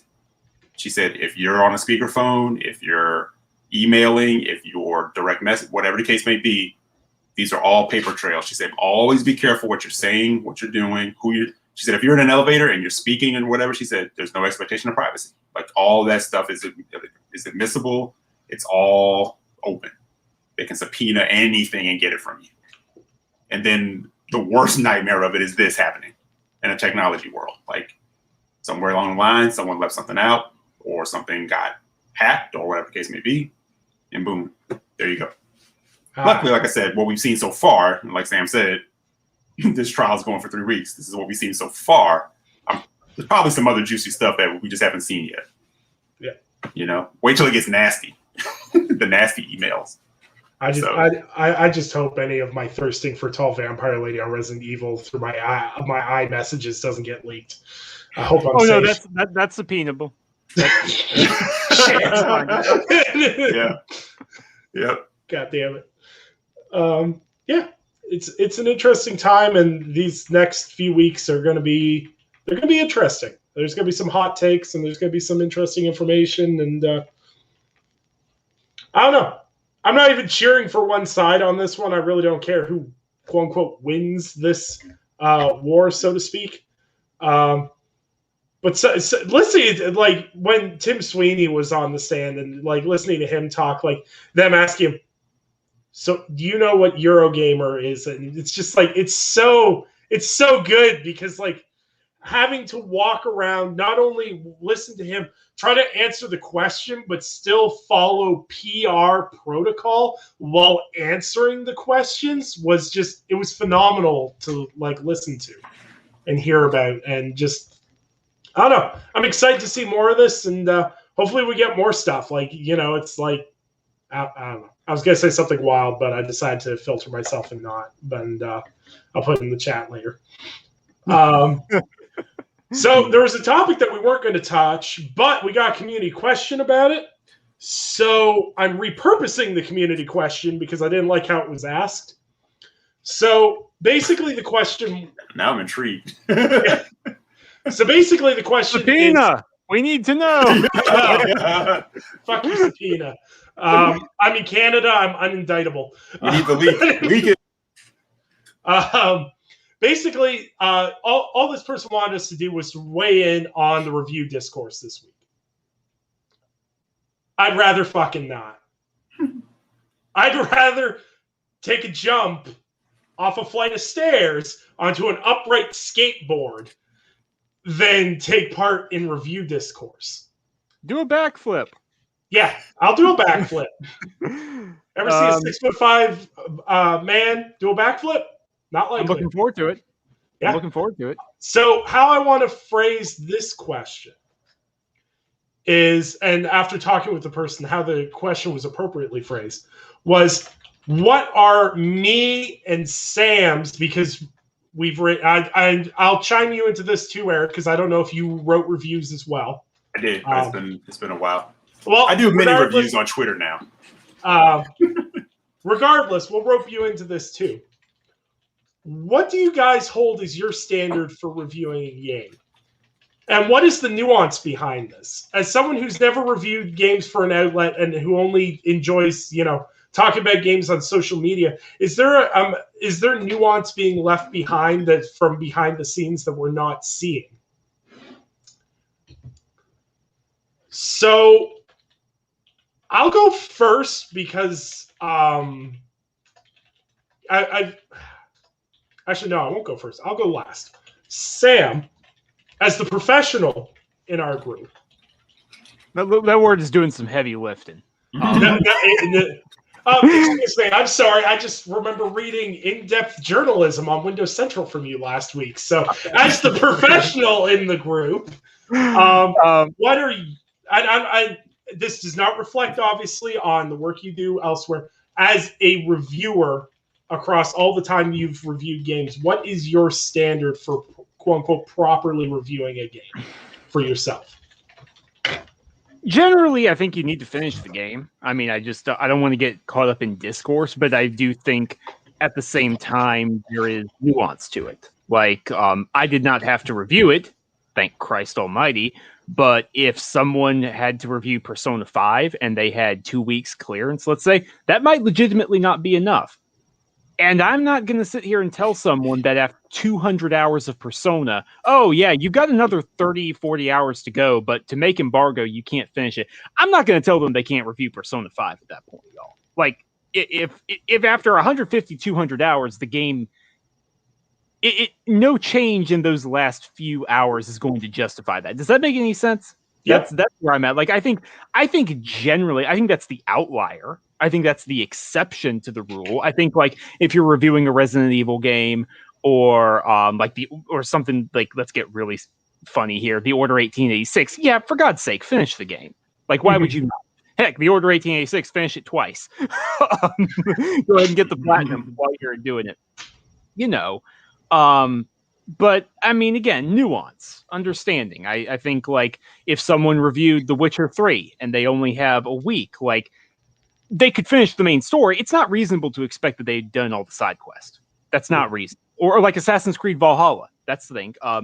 Like 50 hours, 60 hours, 70 hours. Like, if the story isn't done by that point, if you put 70 hours into the game, and Ubisoft, I don't know how long they would have given on that. I didn't review it, but let's say they gave 2 weeks. I don't know. I'm not going to sit here and tell someone that after 70, 80 hours, you don't know how you feel about that game. I can't personally justify the remaining time suddenly flipping the script and making it into a different game. But again, I emphasize, I think that's the exception, not the rule. Like, if someone tried to review, I don't know, I'm trying to pluck short games here, y'all. Rise, Son of Rome, based on the first hour. Yeah, like, what are you doing? But I don't think that happens. Right. I Or don't about think something that like happens. Outer Worlds or something like that. That can be fairly Outer quick, Worlds- or it can be longer depending on how you go about it. You know, but you Yeah, can still Outer get to the you can still get through it. Nah, I mean, again, context. Yeah. I think PR expectations play in here. Like, when did they get the game? Like, if they got a week, if they got 2 weeks, yeah, finish the game. Come on, what are you doing? If you got the game only 24 hours, 48 hours before embargo, that's a PR problem. That's a publisher problem. I think you, as the reviewer, should play and finish the game before you put your review up. But at the same time, and Nick has seen this firsthand happen, I'll steal a bit of his thunder. Like, you can't be PR going, okay, we gave you the game 24 hours ago. Where's the coverage? Like, what on earth are you doing? Like, that's ridiculous. You'll never be able to cover that. I will not name. I'm not going to name names. I have turned around a review in 18 hours. I have played a game and reviewed it in 18 hours. I don't recommend it. I really don't recommend it. That was an extreme lightning in a bottle. How did this happen? I finished the game, got the review up, and met the embargo the very next day. Don't recommend it. Please don't do that. If you are PR and you're listening to this, like, don't do that. That is obnoxious. Even if it's a short game, that's really obnoxious. Writers want time to breathe. So yeah, hold yourself accountable as a writer, but also do better if you're PR. That's my thing. I'm done. Yeah, I'll jump in there. If I remember correctly, I remember when The Witcher 3 came out and IGN did the review. And if I remember correctly, here's a name that you haven't heard in a while. Vince Ingenito did that review. And it stood out to me because I remember him on a podcast, or I can't remember what it was. I think Marty Sleeper might have been asking him. He said, I think he had, I want to say, maybe like 2 days. It might have been like 48 hours because they got it late or something like that. And he stayed up like the whole time and like played this game. They said he came to work, he looked like he was about to die, you know, trying to play The Witcher 3 from beginning to end to get that review in. That has to take a toll on a person, right? So yeah, I think when it comes to, you know, should you completely finish a game before you review it? Like I said, like you said, there's certain games that you can do that. You know, you should be able to get through the game and give a full review. The trust that is built from your favorite reviewers is usually through transparency, right? So if you receive a game that, well, I got this game, I was literally given 2 days for a game that is over 200 hours long or near 200 hours long.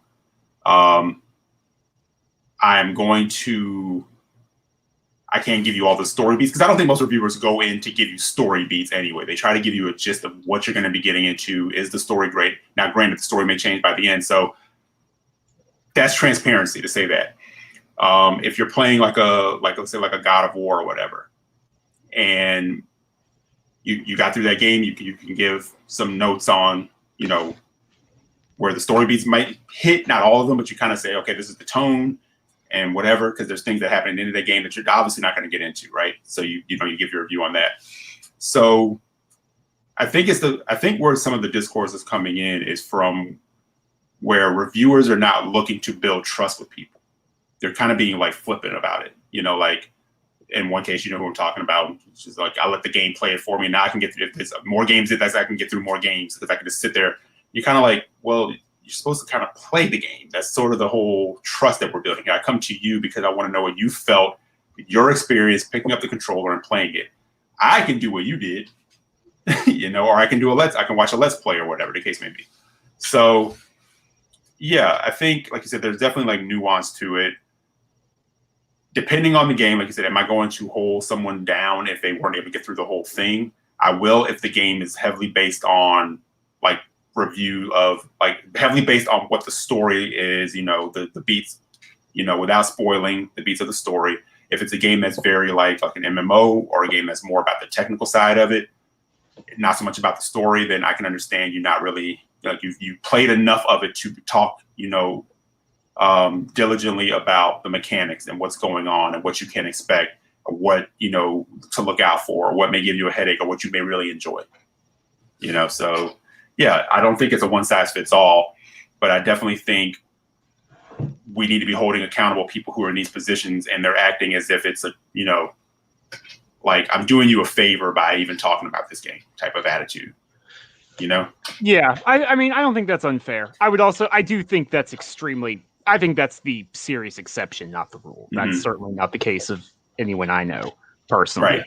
But I don't think it's unfair. Like, if someone is acting in a flippant way, like, well, also they probably won't have their job long. That's just, and that's what I'm saying. Probably. I think the ones who get jumped on the most are the ones who do that. I don't think anyone's going at anybody who is actually taking it serious and writing a review or whatever case, or writing a strong review. And they built up that trust over time, where, you can agree or disagree with the review or whatever. But, I think when we get these people who kind of come in and have that mentality about it, it's like they don't take it serious. It's sort of like a chore, or it's sort of like, I'm above this type of thing.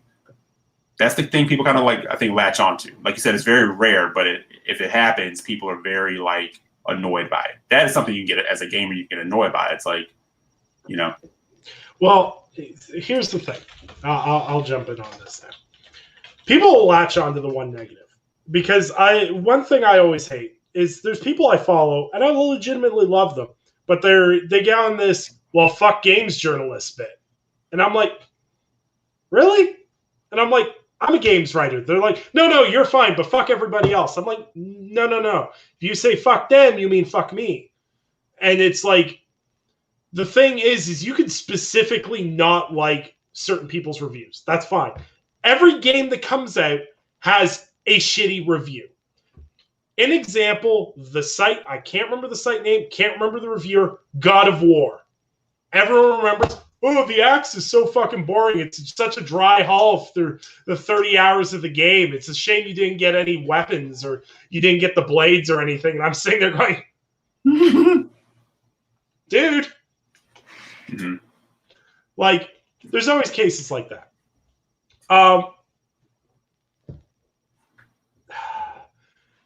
There's so much nuance that goes beyond this discussion, because people don't understand how much work goes into a review, first of all. This isn't recording 20 minutes of footage and then booting up Audacity and then breathing into your mic for 15 minutes and plugging that unedited into a video and everything else. There's a lot more work that goes into writing and structuring a review.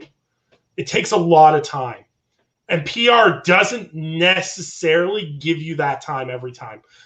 In similar situations to Sam, I at one point got I won't name the game, I got an extensive RTS, and I got it 43 hours before launch.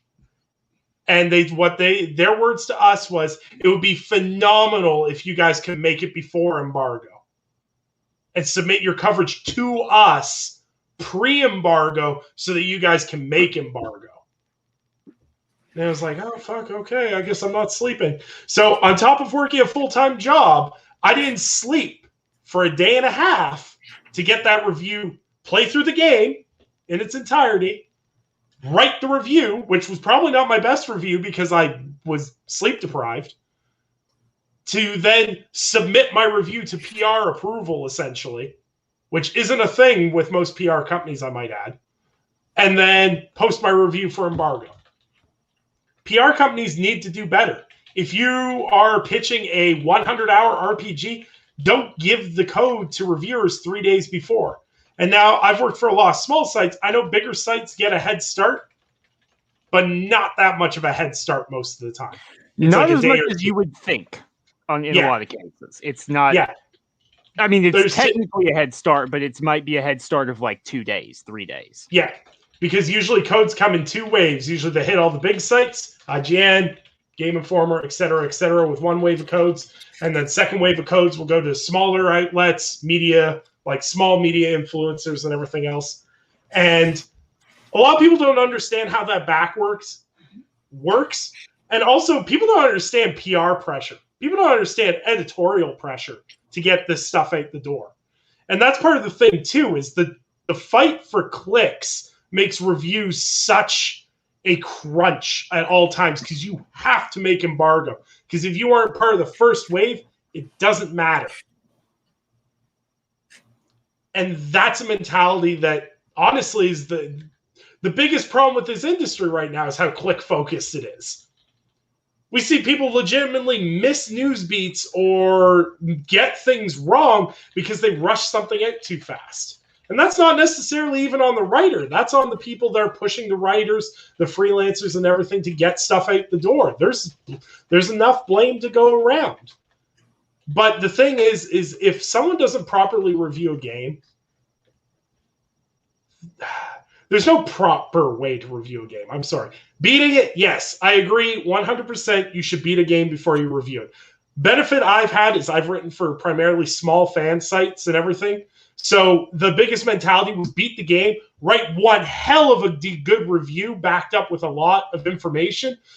And if it comes out a week after the game comes out, people are going to go that review for the quality, not because it's first to the finish line. But if you're a big site, you can't do that. So there's a lot of you win some, you lose some situations that people don't understand. And there's PR things that don't make sense. Like, you want to talk about PR leaks? The whole, if you're reviewing The Last of Us Part 2, you can't talk about story beats past the first part. Okay, so all the things that were controversial or could be aligned as negative about the game, you're not allowed to talk about in your review. Does that not skew the review process a bit? Maybe. Who knows? That's open for debate. And, I don't think necessarily just blaming reviewers is right, but I also don't blame audiences for getting mad at, these few that go out there and go, well, you don't got to beat games to review it. Like, I can understand the discourse around that. And my final bit that I'll say on this is if you're interested in going to someone to review for reviews of video games, find someone. I'm not saying an outlet. Don't go to an outlet. Well, you can go to an outlet. Find someone that writes at an outlet. Latch on to that person's reviews. If you read a review and you're like, wow, that's a really good review and that really resonated with me, you go and buy the game and then you enjoy it, watch that reviewer consistently. Read that reviewer's stuff. Because everyone goes, IGN sucks, the reviews suck. Some of the best writers I know write reviews for IGN, Game Informer, etc., wherever the case may be. Latch on to those people. Follow them. Watch the games they're reviewing. Even in the YouTube space. A perfect example, someone that Sam got me into, Mandalore Gaming. Perfect example. Love all the stuff he plays. Totally in the same hemisphere of stuff that I enjoy playing. So when he uploads a review, I go, I sit, I watch it, I enjoy myself, and away I go. And I play a new game. Find something like that. Instead of going, well, this person from a website I've never been to, I don't like. Okay. Then don't read their stuff. It's straightforward to me. Find people with similar tastes to you, and away you go. Like whether you like listening to Jeremy Penter talk about the way he does reviews, whether you like how IGN does reviews, it doesn't matter. It's all relative to the person and everything else. What's a 10 out of 10 for someone can be a 5 out of 10 for someone else. Saw people endlessly going at Jeff Grubb for saying Returnal was a 6 out of 10. And he very much did a very in-depth way of saying why he didn't enjoy the game and what he didn't enjoy. And people are like, well, it's a trash review because it's 6 out of 10. No, it was a well-written review that justified its score, but you didn't read that. You skipped to the score. That's a problem. But you can't make people read. But that's basically all there is to review discourse. It's endless. Every time a big game comes up, we go through this. We went through this with Red Dead Redemption. Oh, should outlets be giving this many 10s out? All this kind of bullshit. It doesn't matter. Don't get mad about it. People say stupid stuff all the time. I work with people that say stupid stuff every day. And every day you go into work and you go, God, they couldn't say anything more stupid. And then, lo and behold, they say something more stupid. But there's tons of great reviewers out there. There's tons of great reviewers that work at big sites. I read all of Sam's reviews because Sam and me have very similar tastes in games. So when Sam's like, I really enjoyed this game for this, and this, I'm like, I'll really enjoy this game for this, and this. I'm going to go buy it. And as the game prices continue to go up, I think reviews are going to become more important. And I just don't think writing off an entire industry worth of people because of a few others is worthwhile. For every person you think doesn't care or doesn't, care about writing reviews or doesn't care about the outcomes of those reviews, there's 10, 20, 30, 40 people that do. There's an endless line of content creators and writers who are constantly vying to show how passionate they are about this stuff. Pay attention to those people. Stop fucking cashing in on the people that do shit because it's easy. No, it's too wild now, man. Like I remember a time, and I know Dan and I are like laughing in the chat here, but there was a time when a 6.5 or a 7 on a game was not bad. That wasn't the end of the world. You get a 6.5 or a 7 now, and it might as well be a 3 or a 4. Like we're not even allowed to give 3s or 4s on games anymore. That doesn't even equate to anybody because the 6.5 has become the 3 or the 4. Like I remember, like we're talking about EGM. Like if a game got like a 3 or a 4 or like a 2, you just knew it was like that was the biggest piece of shit turd ever in gaming. Now people have that mentality around a 6.57. I still remember. I was reviewing Earthfall for the Inner Circle. And I went to Sam, who was my editor at the time. And I went, Sam, this game's really bad. He's like a 5 or a 6 bad? Or I'm like, no, like a 3 out of 10 bad. He's like, well, if that's how you feel, go ahead and do that. That was the first time a developer ever reached out to me because they wanted to know why I was 3 points lower than their lowest review. And I said, well, it was this reason and this part of my review and da-da-da. And they took it as feedback and they went on. I've actually got a video scripted. It's uploaded on Friday. It's called The Myths About Reviewing Video Games. Watch that shit. Because I talk about a bunch of shit that people say online that's just simply not fucking true about reviewing games. So stay tuned for that. Shameless self-plug for a video. But any closing thoughts before we close out here? Be kind to each other. Get some popcorn. The trial we're only on day 2. We got 3 weeks to go. There's no reason you can't have fun. I don't care what camp you're in, what side, just come on in. Have fun. It's going to be wild. Yep. I'll say again, yeah, like Sam, be kind, rewind, because we charge $2 when you don't. That's another old head reference. But no, enjoy. Try to find joy in the hobby, because there just doesn't seem to be that much joy for people. And it's like, again, I've always said if there was a door for somebody to open who wasn't on Twitter and they just open and look inside, they would probably think, why do you guys game? Like, why do you even put up with this? It seems miserable in here. It's just in the bubble. But anyway, I just say, don't let people bring you down. Just remember why you like gaming. Yep. Resident Evil Village in 3 days. Come on. Yeah. We got to look forward to that. We're going to be talking about it. Oh, yeah. We're going to be talking about that. And a 7 is not a bad game. No, it's not. It's just not the. That is the proper score if Microsoft gave you a Leprechaun's pot of gold, though.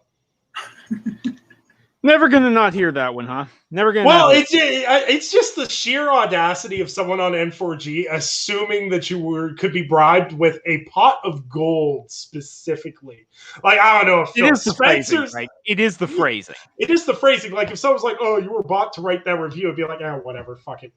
But the pot of gold specifically, I was like, so is Phil Spencer a leprechaun? Is Aaron Greenberg a leprechaun? Like, who's getting the leprechaun's gold here? My closing statement is kind of a sentiment that I've seen on social media the past few days.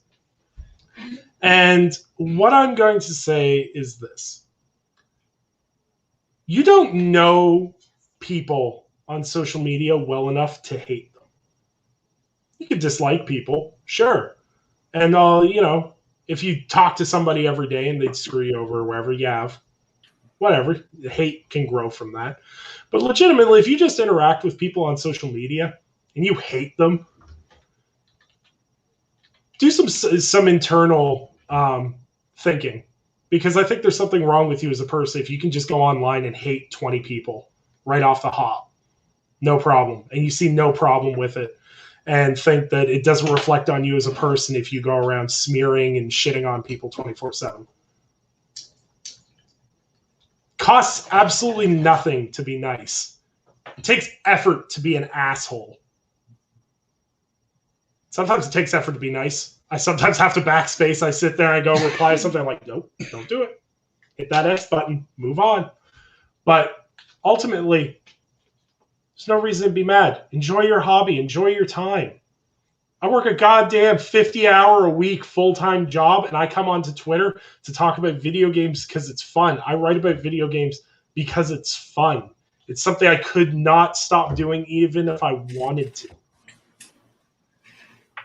Enjoy that. Find the things you enjoy and chase those instead of chasing the things you don't like. You'll just end up miserable, bitter, and old if you just constantly just worry about all the things you hate. Enjoy the good things. There's tons of good things to look forward to. Stop signal boosting and quote tweeting bullshit. It's like if you go to the fridge and the milk is sour, right? Don't call 4 other people. This milk it stinks. Smell this. Don't do that. No. Be a friend and say, hey, don't mess with the milk. It stinks, and pour it out. Just or don't even say it. Just pour it out. If you see it, word of advice for Twitter users. Twitter tutorial 1.0. If someone says something that's a dog shit dumb tweet, they have a Fortnite profile picture and they have 1 follower, it's probably a sock account trying to get a rise out of you. And guess what? If you quote tweet it, you're a fucking dummy. And then, when more people quote tweet, the amount of bullshit that I've seen, somebody actually trended because of bullshit quote tweeting hate at one point. Just don't do it. If something's stupid, you can sit there and go, just move on from it. Mm-hmm. Don't spotlight stupid people. That's how we ended up with things like fucking Chris Angel. Yeah, no, you're right. Don't spotlight that, because the funny thing is people will not quote tweet and spotlight good stuff.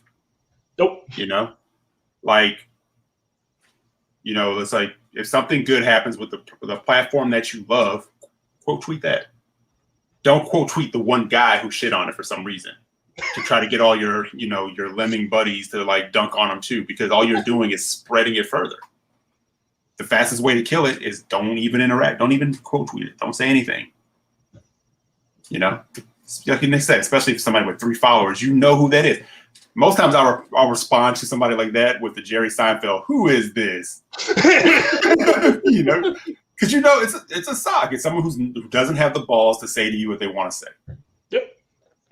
And they're like you said, they're trying to get a rise. They're trying to get something going. And if you quote tweet them, they already got you. They won. Yep. And there's nothing people hate more than if you just ignore them. You can ask the guy who's made 9 sock accounts to bitch about my Days Gone review. He's on sock account number 10. Blocked him again last week. How much energy is that take? Hey, I'm just saying at this rate, he's going to get Days Gone 2 made on his own just for hating me. But we'll get to outros now. Eric, where can people find you? I don't know if I want people to know. No, you serious. You can find me on Twitter, EC Jackson with an X. And when I'm out here, you can find me on Brad Podcast Wednesday nights at 9 o'clock. Absolutely. And Sam, where can people find you? Yeah, you can find me redacting documents. I'm kidding. At Samuel Tolbert on Twitter. Come follow me there. Come talk to me. And yeah, writing news for Tech Radar right now. Doing some boss guides for Returnal actually, as well as a game that I can't talk about. But you know, there's stuff coming. There are games coming out in the month of May, right? So stuff is fun. Please be excited and all that. Absolutely. And I'm Nicholas Downey. If you want to follow me on Twitter, you can follow me on Twitter at Undead3XVI. You can follow Gaming Perspective Media at Gaming Perspect. Got some stuff rolling out this week. As I said, some stuff about, myths about reviewing games. That's dropping Friday. Returnal impressions. Was having capture card issues because of the PS5. He kept saying I had copyrighted content. Turns out there's a whole setting that you have to turn off on PS5 because apparently every game's copyrighted until you turn that off, which I did not know. So hopefully I have Returnal impressions up. Today's Tuesday. Hope to have that up on Thursday, and then maybe something I'm writing over the weekend. But I appreciate everyone that checks out the show every week, and we've got some interesting guests coming in the next couple of weeks. So, as the kids would say, please be excited. And my body is ready. So you guys can catch us next week at 8 p.m. Eastern Standard Time. And I appreciate each and every one of you, and try to have a positive and super friendly week. Bye now.